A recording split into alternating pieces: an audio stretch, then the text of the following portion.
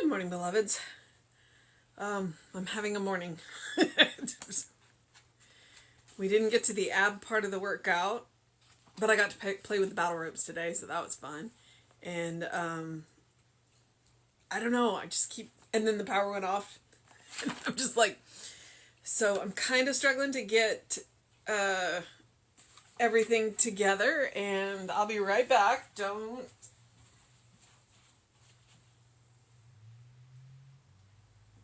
Tom? Yeah.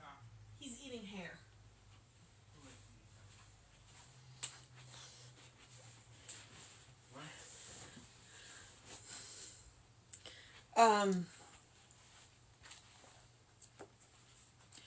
So, sorry, my cat is, being my cat. Alright, it is June 9th. I accept myself as a center of divine release. And our Emerson quote today is, "Yourself, a newborn bard of the Holy Ghost, cast behind you all conformity and acquaint men at first hand with deity." I accept myself as the outlet of the infinite.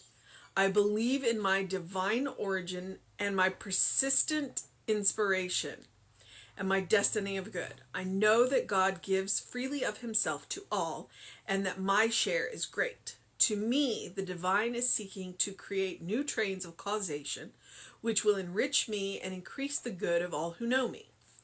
The power which spoke through Moses, Isaiah, and Jesus is the power which acts through me. I have within me all the creative powers of spiritual geniuses, and I accept them and use them this day. What others have done in the past, I can do now, and even greater works can I do. I acquaint men at first hand with deity. My actions, as well as my words, give evidence of my spiritual understanding and development. My reactions to unpleasantness reveal my inner poise, security, and peace. In all situations, I bear witness to his mind, which directs me and prospers me. Freely I give of myself to all, and richly the Father gives to me his inexhaustible self. I behold the Christ in every man, and I refuse all human speculations of evil. I refuse to accept, contemplate, or seek anything less than the perfect, the true, and the fine. No man can convince me of error, for I know from my own experience that God is the final reality, and the untruth fades before the light of my own understanding. I am God in action, for there is nothing else for me to be. Creative ideas indwell me, and my environment welcomes their complete expression. I am unopposed, for the one power and the one presence is the cause, the continuity, and the conclusion of my life. I am a center of divine release, and from me there flows this day the glory of God in all the other sons of heaven. All right. Okay. Basically, it goes back to, I've said this before, I will say it again. Don't tell me about your God, show me your God. When people meet you and as they get to know you, they are going to get to know your God. They're going to get to know who you believe God to be. You are representing your God. And if that terrifies you, I'm going to say good. If that makes you feel awful, then again, good, because now you're aware of it. Now you can go back and think, how do I interact with people? Are they seeing the God that I believe in? Because if your actions do not line up with the God that you believe in, then you are showing people the God that you actually believe in, not the God you profess to believe in. And it makes a difference. It makes a difference. So I accept myself as a divine center of release. That's just one more way of saying, Rita! Sorry. Cat had medication, so that was what that was. That was, you accept yourself as a divine center of, you're accepting yourself as a representative of God. That's how people get to know God, is through you. So Emerson says, yourself, a newborn bard of the Holy Ghost, cast behind you all conformity and equate men at first hand with the deity. So you are a newborn bard. You are recognizing that you are a representative of God. It is your job to sing to people who your God is. And that means with words and who you are. Because a bard doesn't just sing. A bard performs. Everything is part of the performance. So it means your whole life is representative of your God. Cast behind you all conformities. Cast behind you all conformity. Don't let people tell you who to be. Don't let religion, society, culture tell you who to be. You are an authentic child of God. And equate men at first hand with the deity. Let them get to know God through you. Not the words that you say, but through who you are. So I accept myself as an outlet of the infinite. I believe in my divine origin, my persistent inspiration of my destiny of good. Now, I'm saying that's what you should be saying. You are of divine origin. You have persistent inspiration, and you have a destiny of good. I know that God gives freely of God's self to all. Everybody gets a share of God. Everybody, absolutely, because we are created from God's stuff. And my share is great. Okay? Your share is great. Claim it. In me, the divine is seeking to create new trains of causation, new things to happen, which will enrich me and increase the good of all who know me. So it enriches me. We're not talking about just money. It's the whole thing. It's the whole thing. Enrich me and increase the good of all who know me, because I will be a blessing in their life. Because I am a blessing in my own life. Therefore, because I am a blessing in my own life, I am a blessing in their life. That has nothing to do with ego. That is because I am letting the good of God flow through me out to all who I meet. The power which spoke through Moses, Isaiah, and Jesus is the power which acts through me. I have within me all the creative power of the spiritual geniuses, and I accept them and use them to this day. All of the spiritual geniuses used the same mind. The same mind that we have, that we use. We just aren't using it big enough. We aren't thinking big enough. We aren't loving big enough. And that's really loving big enough. So we're all using that same mind. That mind with a capital M. So everything that those spiritual geniuses knew, you have access to, if you're willing. That's the key, that's the caveat. You got to be willing. I accept them and use them to this day. What others have done in the past, I can do now, and even greater works can I do. Jesus said this. All that I have done and more you will do. All that I have done and more you will do. He said that in the garden to his disciples. Everything I have taught you, everything you have seen me do, you can do. And you will do more.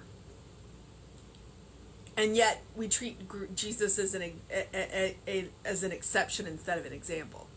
Jesus told us that we could do it. And then we didn't listen. We didn't believe. I acquaint men at first hand with deity. My actions as well as my words give evidence to my spiritual understanding and development. My action as well as my words. I can tell you all I want about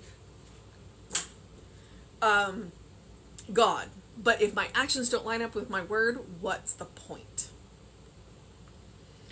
My reactions to unpleasantness reveal my inner poise, security, and peace.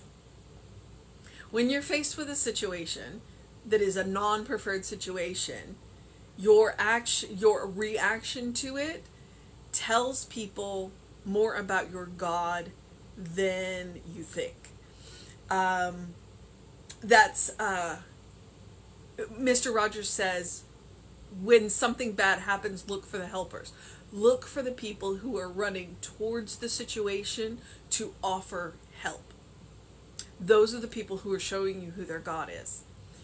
And if you look at the people who are running away from the situation, they're also showing you who their God is. Now, I am not saying that you should run into every situation, because if it's a burning building, you should be running away. You should call 911 and you should run away. And let properly trained, properly equipped people deal with the situation. Okay? So I'm not saying you have to run into every burning building.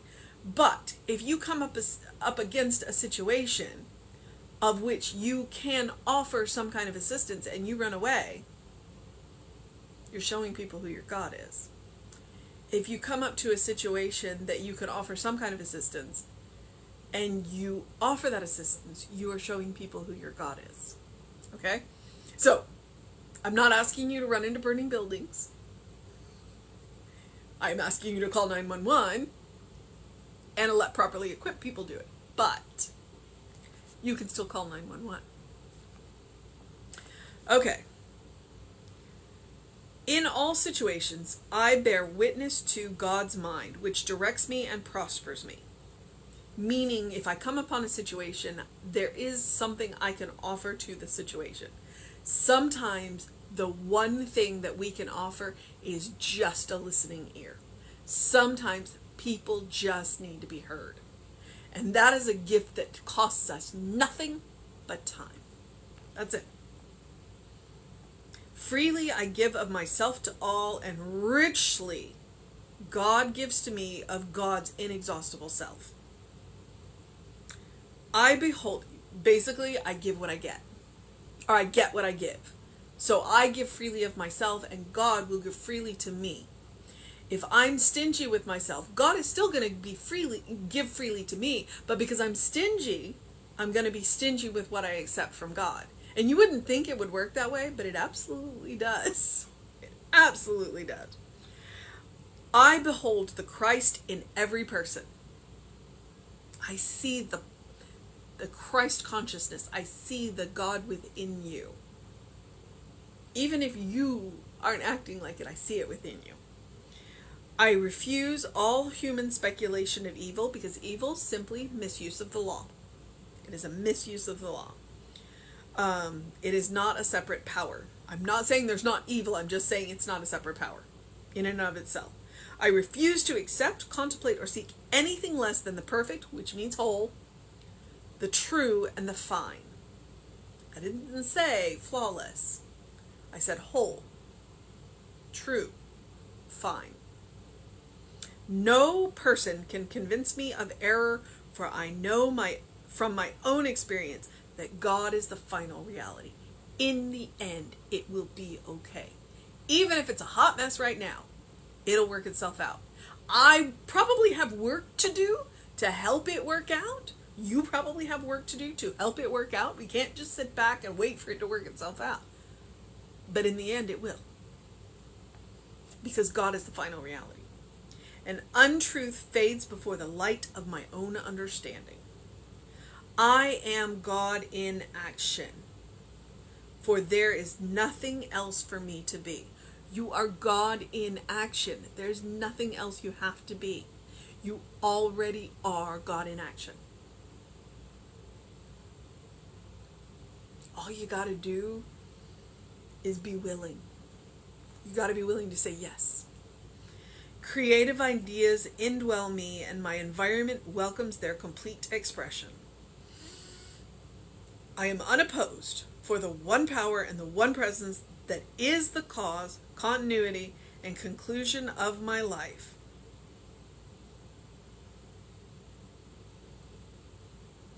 I am unopposed. There's nothing that can get in the way of God, and if I accept that I am God in action, there's nothing that can get in the way. Except me. I can get in my own way.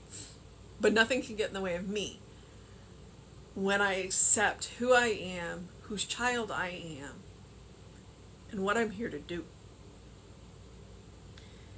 I am a center of divine release, and from me there flows this day the glory of God to all the other children of heaven. Simply by being myself, I give others permission to be themselves. By being the authentic me, by rejecting the conformity, by knowing who I am. People look at me and go, what does she know that I don't know? I want to know her God. Let me know her God. That's all it takes. That's all it takes. We did a visioning in Heartfelt Living last night because that's the week we were on. And I was like, we should do this. We should, because you can read about it, but to have somebody actually do it for you. And I was lucky because my co-teacher, who's amazing, she decided she wanted to do it. So she read the questions and did the breathing and all of that. And she did an amazing job. And I'm grateful that she did, because she did a much better job than I would have ever done. But I got to participate. And I got a couple of things that I kind of went, and then I told, because if you've done visioning before, it's a good idea to pay attention to your dreams for the next couple of days, because sometimes that's where those answers will come through. Your subconscious will go, oh, and it'll work on it. And that's what I got. It's like, tell me your ordinary day and I'll help you find the magic. That's who I am. Tell me your ordinary day and I will help you find the magic.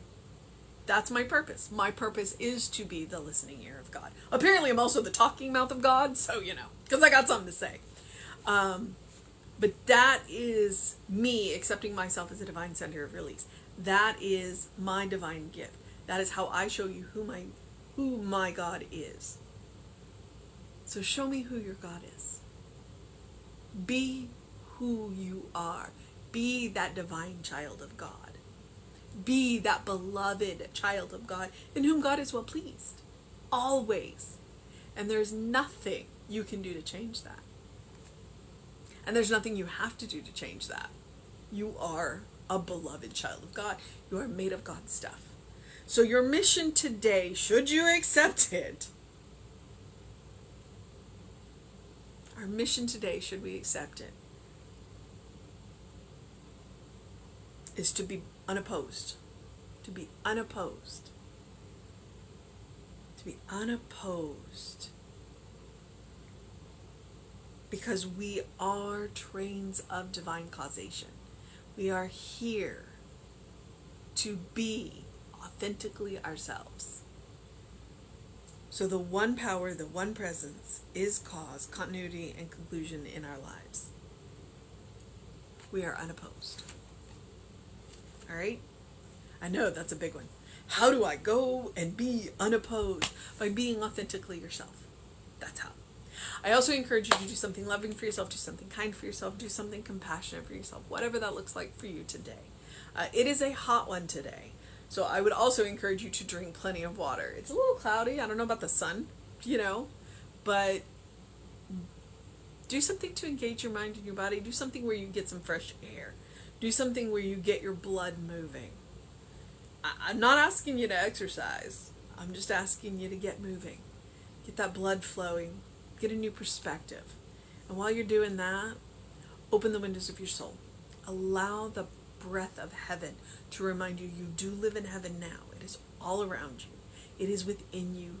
You are made of God's stuff. You are a beloved child of God. You are a loved child of God. All right? It's Wednesday. I got to get going. Reverend David should be on with you around 5 p.m. The Living the Science of Mind book study is still going on. I believe it's at 6 p.m. or it's 7. And now I don't know. But if you email info@creativelife.org, Reverend Jesse will email you the information about that.